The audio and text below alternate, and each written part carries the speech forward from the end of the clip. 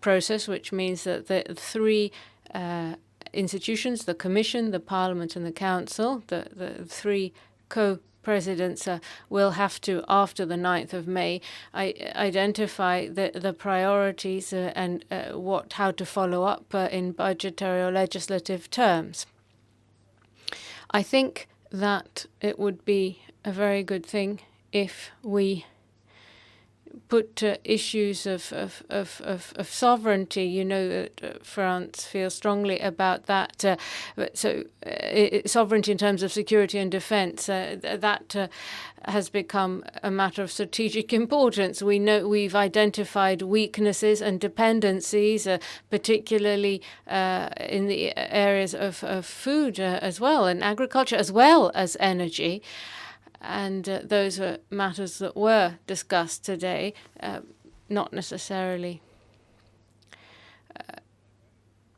directly related to the crisis, but nevertheless all the more urgent. So we need to focus on all of those. Citizens, though, it became clear, are already engaging with those priorities. As to Northern Macedonia and Albania now, it is true that there have been some positive signs as a result of bilateral contacts between Bulgaria and North Macedonia. Just before the beginning of the French presidency, and of course there's a new government in Bulgaria, I've been in touch, of course, with Mr. Petkov, and both Sofia and Skopje are committed to finding a way forward. And there are positive signs. If that brings a result in the next few weeks, of course it will be for the presidency to take the process further. Of course, it would, however, been inappropriate or premature for me to say now that we will or will not begin the accession negotiations. There is a new methodology adopted for enlargement, and all had agreed to that except Bulgaria, and we hope that this will now allow us to overcome that difficulty and begin the process. But it is premature to give you specific dates. A question from Virginie Malingre from Le Monde. Ça marche? Oui. Can you hear me? Yes. Good afternoon. 2 questions. Firstly, you said the Commission will be presenting a mechanism to cap electricity and gas prices. This was something several member states had asked for, notably those in the south of Europe, but others were opposed, the Netherlands notably. Did you have the chance to discuss this today? If so, what was the nature of that discussion? And also, are you considering a mechanism for joint gas purchases? Is this something which has been considered? A similar thing was done for vaccines. And in today's Council, did you discuss the possibility of new sanctions, and notably an oil and or gas embargo, Russian oil and or gas? For these questions, what I can tell you today, it's a reflection of the debate we had this morning among the ministers, and also I would say a few takeaways which stem from the orientation debate we had yesterday with my colleagues within the college framework, because the proposal itself is being finalized and will be only adopted tomorrow in the college. But a few of the, I would say, general assessment with which we entered into the process of finalization of our proposal. Clearly, we in the Commission feel the same as the heads of states and government, that we have huge volatility on the energy market, and that because of the high gas prices, the overall impact on the energy prices is detrimental from the point of view of energy poverty, detrimental from the point of view of competitiveness of the European industry, and that we have to find the best possible solutions to resolve this.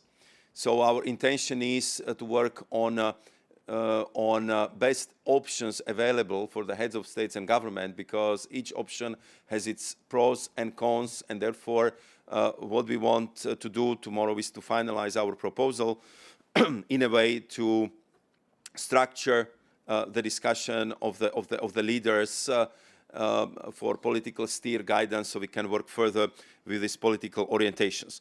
What I think it's quite clear from the discussions we had so far, that we need to do much better if it comes to energy security. Therefore, we are considering to propose actually the legislative framework where there will be an obligation that each gas storage should be filled before the 1st of November by 90%, which would then make us much more resilient in the case of any geopolitical developments, severe winters, or any kind of problems which we might entail. And we definitely want to work towards that solution, because the fact that our gas storage has been fulfilled with the lowest level since many years brought us to the big difficulties in January, where we've been kind of scrambling for the additional gas for the European consumption throughout December and January. You are also right in the need to take good lessons from how we tackled the procurement of vaccines. I think that there is lots of support for common purchase of gas among the member states. So I expect that this would be the approach which would be also endorsed by the heads of states and government, because Europe should definitely use better its enormous weight, the scale of our European economy, if it comes to the negotiating of the energy prices, negotiating the supplies of gas to the EU. Of course, for that, we need to be much better in assessing how much gas do we need as the EU, for how long. We have to finalize build up of our energy infrastructure, and therefore we are setting up already now the special task force, which would be in close contact with the member states, but of course with the key energy stakeholders to make sure that we can come up with very clear demands, clear position on what we would like to see as a result of this eventual common purchase of gas for our member states, because we should cooperate, coordinate, and not compete with each other among the member states if it comes for the supply of gas from the global markets. And I think that this is one approach which we will finalize tomorrow. And of course, I hope that it will have favorable reading and support from the head of states and governments, so we can proceed with accelerated work on making sure that we are well prepared for the next winter, well stocked, and that we will be also doing much stronger and visible strides in reducing significantly our energy dependence on the supplies from Russia. Une question après. Oui, vas-y. Please go ahead.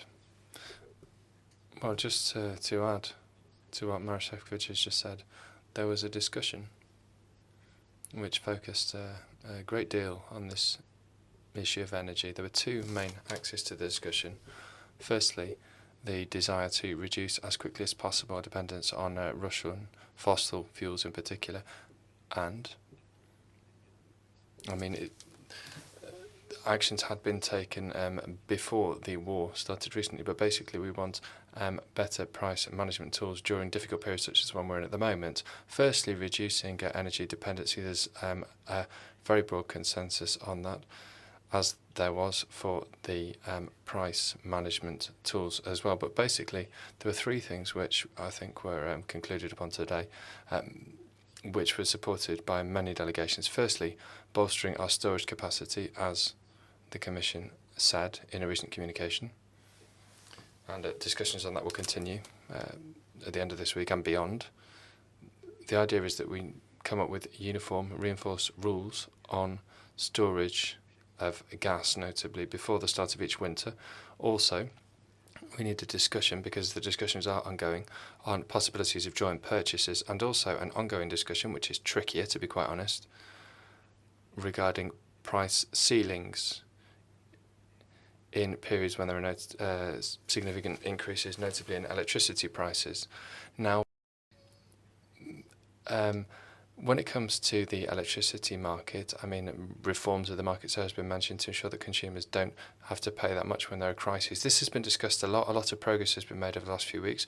This was discussed earlier in the informal summit in Bordeaux, for example, before the war started. But as energy prices have risen, it's become more and more pressing. Now, when it comes to sanctions, as such, there was a discussion in the General Affairs Council today, but basically, the message which the French president stressed after the Versailles summit is still valid. We need to strengthen our sanctions if Russia doesn't show any signs of wishing peace and striving for peace. What we've seen over the last few days is actually that Russia has intensified its strikes, it's intensified its attacks, and it's stepped up its invasion of Ukraine. So it is possible that there may soon be further sanctions. This is a discussion which is upcoming. Carbomer. Yes, I'm sorry. I had to take an extremely urgent call.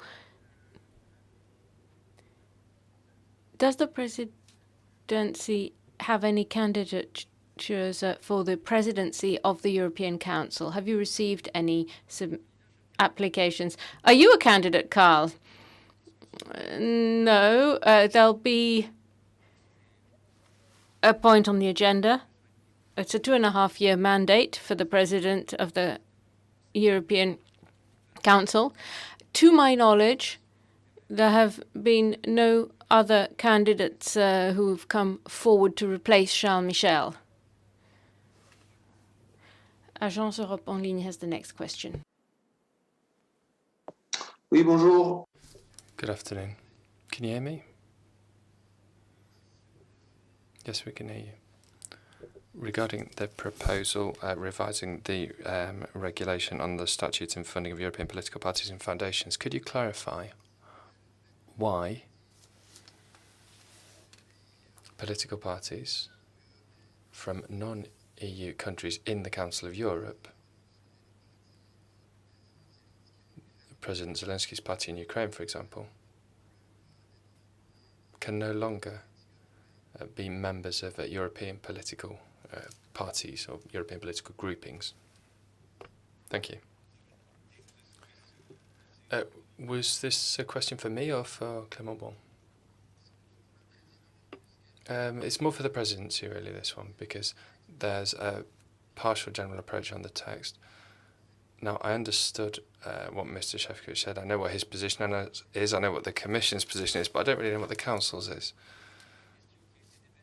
Well, the issue which was discussed within the context of this text on the basis of a proposal from the Commission, and there was an initial debate in the Council in January, is to do with funding. And there's a very broad consensus, basically, along the lines of the fact that European political parties, and also foundations, but chiefly parties, shouldn't be excluding any parties from outside the EU, but there should be no funding coming from outside. That doesn't mean any party from a non-EU country would necessarily be a threat, but we mustn't be naive.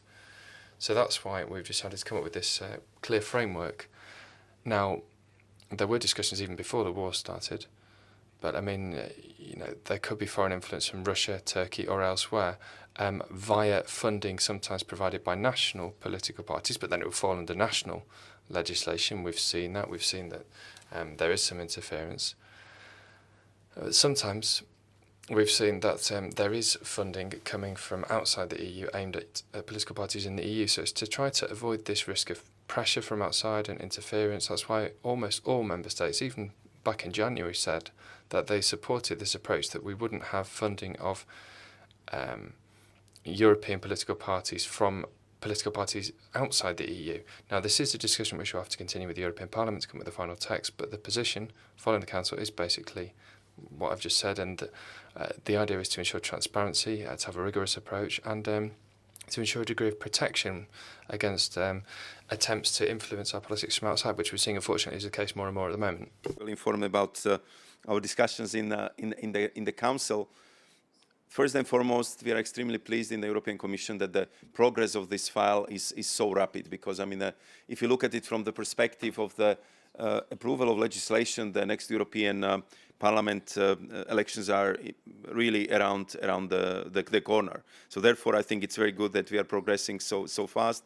What I was like highlighting in my remarks was support for the progress, but at the same time, I was underscoring the need to be very careful and precise in all the details, so we would avoid unintended consequences. Because, I mean, there is strong logic in what the Presidency and Council says, that we have to increase transparency, we have to avoid any pressures coming from outside of Europe.